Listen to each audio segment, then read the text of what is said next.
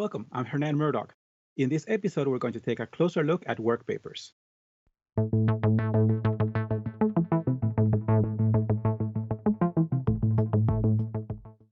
Internal auditors spend a lot of time working with work papers, preparing them and having them reviewed by others.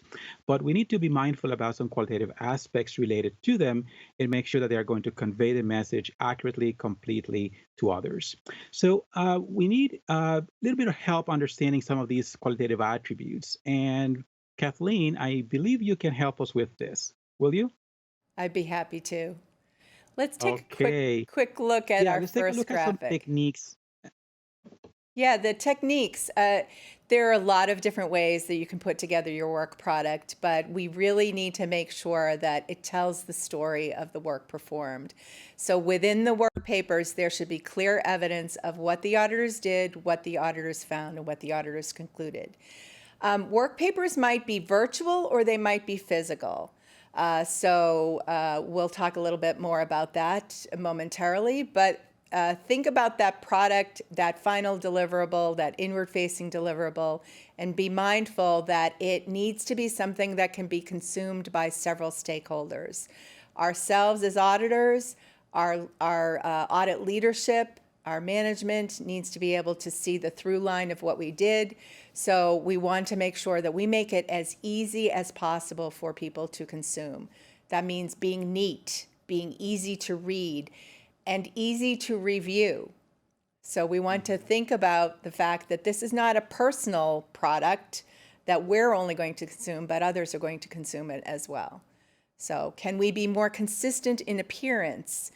Are there thematic connections that are commonly used that we should adopt as well, so that it will be clear to any reader? Kathleen, do organizations usually use templates that internal auditors use so that when they're writing, for example, a narrative or they're drawing a flow chart, they are going to follow a template that, because in my recollection, and in many engagement that I've worked on over the years, there will be certain expectations around, for example, the header, the footer, and things like that. Is that common for that Yes. uniformity of appearance? Yeah. Yes, Okay. yes. So templates are very common, but sometimes there will be something that you've done that doesn't quite seem to fit into one of the templates. So I just like people to think twice before they leap into starting to create something from the ground up and look for a way that we can make this new thing, whatever it might be, consistent with our practices in general.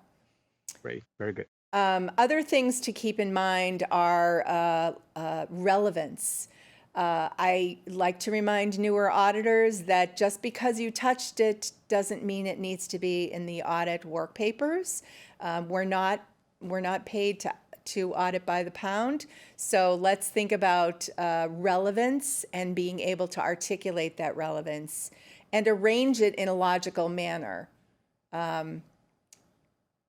Headers and footers and all that stuff will help with indexing and things of that nature. Okay, and we'll talk about indexing, I hope, later, because I Yeah, believe that's very important as well as you collect all of these documents, making sure that someone who needs to navigate through these work papers, they can find their way through it. So, as relates to the qualitative aspects of any individual work paper, what are some of the things? Because there's an expression they should stand alone. Is that correct? yes, standing alone. So every single piece of paper, every single artifact that we collect should stand on its own. So when completed, each work paper should have a heading. It should be very clear on its face what its purpose is, what the scope of work that relates to, the source of data, source of results. Source of data is really, really vital. Where did this information come from? Mhm. And then what did you do with it? That's what tick marks means. Tick marks with explanations is shorthand. We have standard shorthand, or teams have standard shorthand in terms of abbreviating and not having to say the same thing over and over again. We use tick marks as a shorthand for what we've done with explanations. When it comes to the tick marks, so you can say, for example, let's say you're reviewing transactions, you can have for every entry on the item that you were testing, some reference as to whether it passed a test, it did not pass a test, it passed the test, but the variance was not significant enough. Maybe it was just a variant, a rounding difference, or something like that, an insignificant amount, or something that's not applicable to that particular test. But that way, when someone reviews the transaction, they can say, okay, these are the transactions out of all of the samples that were looked at, the sample items. These are the ones that did not meet the test. Mm-hmm. Is that what tick marks are about? Yeah. Yes, yes, Okay. definitely they are. Mhm. Some teams have some quirky uses of tick marks. Just because Microsoft Word has a lot of wingdings doesn't mean that we should be using them all. Just maybe two handfuls max, but I prefer brevity. So Mhm. let's identify the tick marks and let's be consistent, back to consistency, with our team members and the expectations. And Okay. professional too. You don't want smiley Yes. faces and sad faces when they Yes, don't pass the exactly. test, right? Good. Exactly. Okay. Exactly. Other things like page numbers are important. Who is the preparer? As the preparer, your initials should be on it, the date that you prepared it, evidence of review. So we'll see some sign off by your reviewer and maybe several people. And then we get to indexing, referencing and cross-referencing to supporting documents. So there may be things outside of this particular one that we want to reference. We want to make the picture complete, but we don't need to cram this work paper with all that information because there's something ahead of it or behind it that's going to be helpful to tell that whole story. So, Kathleen, going back to what you said earlier about page numbers, and one of the things that we built as a convention was to not just use page X, but rather page X of Y, because in Mm-hmm. many instances, what you have is that you don't know exactly how long the document is. And if you just need to find out quickly, you can look at the bottom of the page. But more importantly, if a page is missing, quite often at the end is where we found this to be a potential issue. Let's say you have a document that ends at one point, then you have a page break, and then you move into either a table, a matrix, a chart, a picture, or something like it, and the reader doesn't realize that there's additional content there. So having a page X of Y instead helped us make sure that the document was complete. Is that something that you find also to be useful in this case? Yeah, I think that's an excellent example of making it easier for your reviewer, making it easier for yourself too, because we might forget in the moment we know why we did something, but if we take that extra beat, then later on when we go back and reflect on it, we realize that that extra beat really helped by doing page X of Y and making sure that everything's together. There will be no question in anybody looking at it in the future that everything is complete and accurate on its face. Great. Okay. Very good. So a lot of the work papers, and I know that the word itself sounds like physical paper. It's Yeah. just a legacy term or label that we use for it. But most of it is done electronically these days. So what do electronic work paper packages or software tools do for us these days? What are some of the key things they provide? Yeah, in addition to using Microsoft Office tools as a means to document this work, there are actual packages out there specifically for internal audit and external audit support. What's great about these tools is that they support every phase of the audit, so they're designed to capture the typical activities that happen during planning and field work and the report writing phase and the follow-up phase.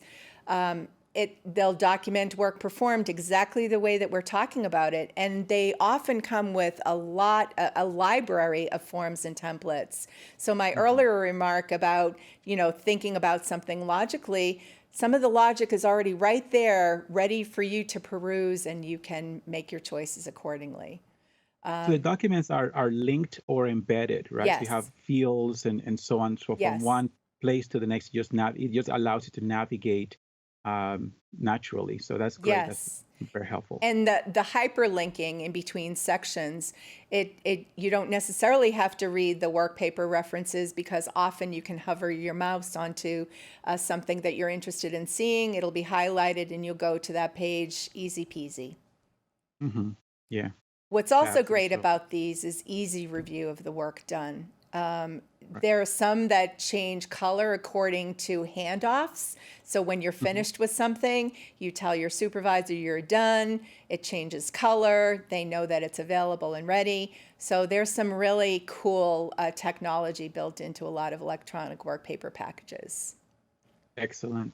So it helps with a lot of the administrative tasks. So on the auditor, the performer side of things, to helping you to document things and keep it organized, but also from the reviewer's perspective, being able to show evidence of review, provide feedback, and just tracking the work that is done and what needs to be done, and so on. So you can also do some project management based on what is captured there. So that becomes a very good investment in many cases for most organizations. That's an important thing to keep in mind. Uh, so how about what happens when you just become overzealous and you document more than you need Oh, to you document? So you what happens know me then? well, Hernan. You know this is a pet peeve of mine. The unnecessary work paper. There are many, many interesting things that we see as internal auditors, and we might think of something. This is helpful. This is food for thought. This is something that I saw that really caught my attention. Mhm. Resist the temptation. Let's make sure that whatever we put into our work product deserves to be there. Does it deserve its place? Because even in electronic work papers, it's going to take you time to prepare. It'll need to be reviewed. Then the review notes might need to be addressed. And if you think about the fact that we are seeing other parties look at these, customer might need to look at more than they really needed. We might be asking them to produce something that wasn't necessary, and the opportunities for external agencies and auditors to ask questions that are off point because we put something in the work papers that are off point.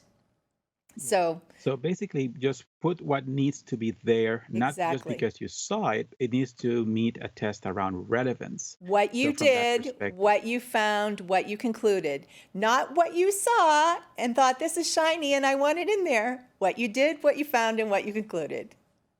right? Very good, very good.